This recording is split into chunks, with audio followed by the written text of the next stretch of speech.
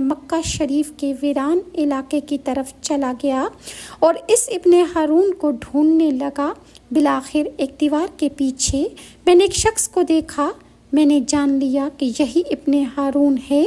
اس شخص کی حالت یہ تھی کہ اس کا سیدھا ہاتھ کٹا ہوا تھا اور اس کے ہاتھ کی ہڈی میں سوراخ کر کے زنجیر ڈال دی گئی تھی۔ ابن ہارون نے اپنے کٹے ہوئے ہاتھ کو زنجیر کی مدد سے گردن سے لٹکایا ہوا تھا۔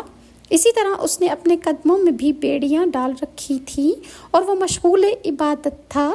جب اس نے میرے قدموں کی آہٹ سنی تو وہ میری طرف متوجہ ہوا اور کہنے لگا، اے اللہ تعالیٰ کے بندے، تو کون ہے اور کہاں سے آیا ہے؟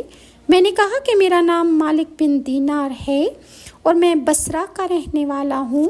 وہ کہنے لگا، اچھا، تم وہی مالک بن دینار ہو جن کی علمیت اور زہد و تقوی